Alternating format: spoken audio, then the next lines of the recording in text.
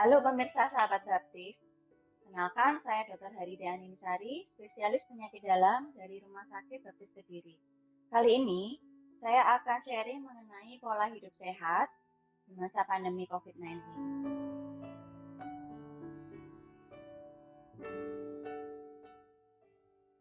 Sehat adalah keadaan sempurna, baik itu fisik, mental, maupun sosial.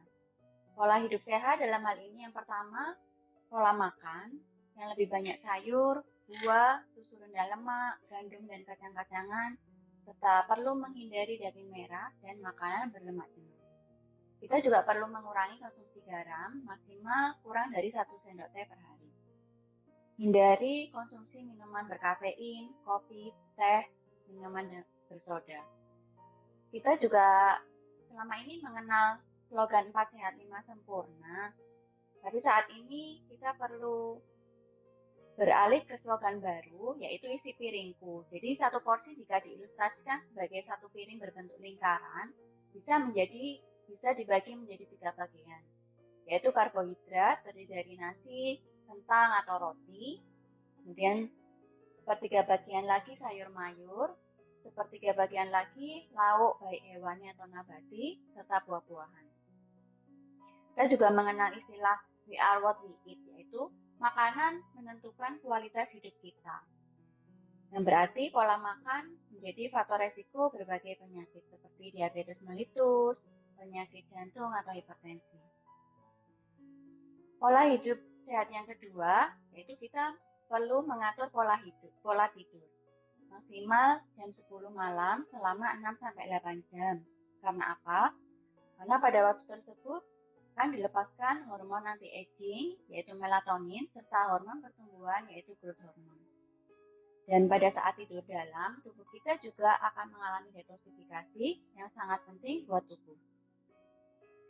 Yang ketiga adalah kita perlu beraktivitas fisik dan berolahraga rutin. Kita ingat fit, yaitu olahraga dengan frekuensi 2-3 kali dalam seminggu, dengan intensitas target denyut nadi 60-80% dari 220 minus usia kita.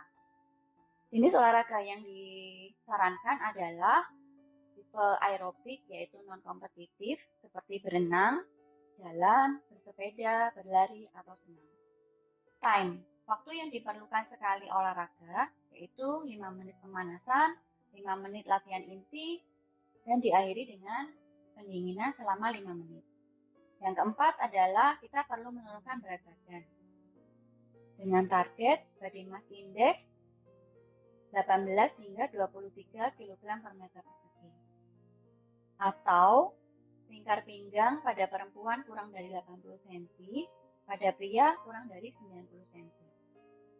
Selanjutnya, kita juga perlu relaksasi, melakukan rekreasi, dan beribadah. Hal ini untuk merilekskan badan dan bermanfaat untuk mengendalikan stres kita.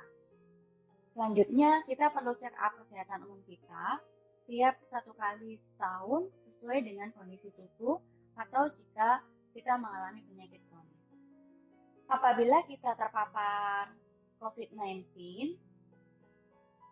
tanpa gejala atau yang bermanifestasi ringan, tentunya kita perlu melakukan isolasi mandiri di rumah.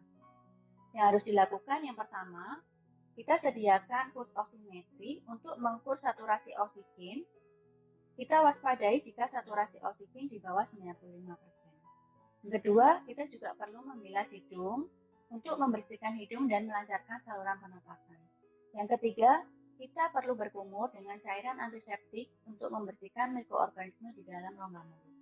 Yang keempat, lakukan latihan pernapasan dengan cara meniup udara melalui sedotan pada gelas berisi air dan cairan antiseptik. Yang kelima, kita perlu mengkonsumsi vitamin C dan vitamin D3. Apabila kondisi memberat, segera berkonsultasi dengan dokter di rumah sakit atau bisa memanfaatkan layanan telemedicine.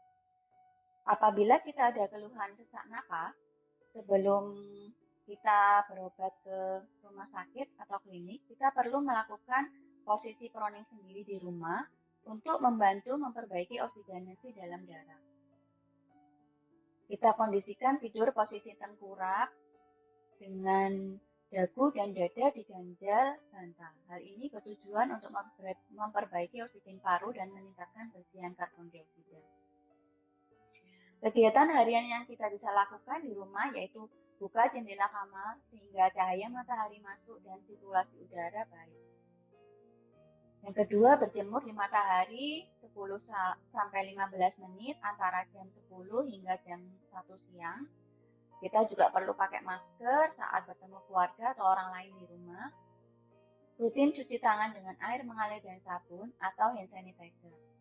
Kita juga melakukan olahraga rutin 3-5 kali seminggu, makan bergizi seimbang 3 kali sehari secara terpisah dengan keluarga, pisahkan cucian kotor dengan pakaian kotor keluarga lain, bersihkan kamar setiap hari dengan menggunakan APD, minimal masker, cuci alat makan sendiri setelah selesai digunakan, periksa suhu tubuh dan saturasi oksigen setiap pagi dan malam, tidur di kamar pribadi yang terpisah dengan anggota keluarga yang lain.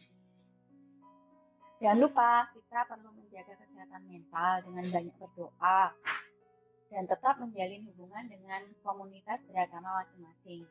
Kemudian kita juga perlu berbicara dengan keluarga, kerabat, secara daring.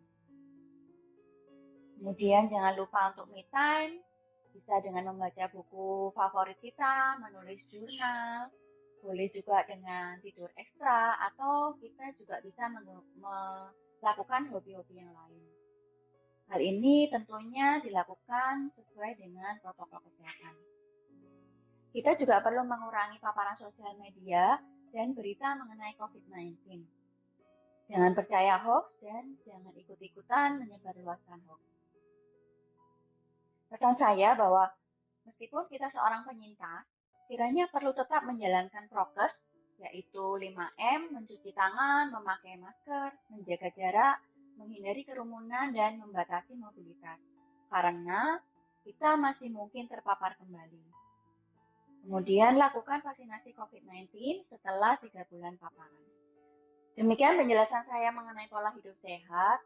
Perlu diingat, pola hidup sehat terdiri dari pola makan, pola tidur, olahraga dengan pedoman fit, mempertahankan berat badan ideal, relaksasi, rekreasi, dan beribadah, serta jangan lupa untuk melakukan pemeriksaan kesehatan check-up medis. Demikian sahabat sehat, jika ada hal-hal yang kurang jelas, pemirsa bisa menghubungi kami di Rumah Sakit Baptis, bisa berkonsultasi dengan tim medis kami di alamat berikut ini. Tetap sehat, tetap semangat.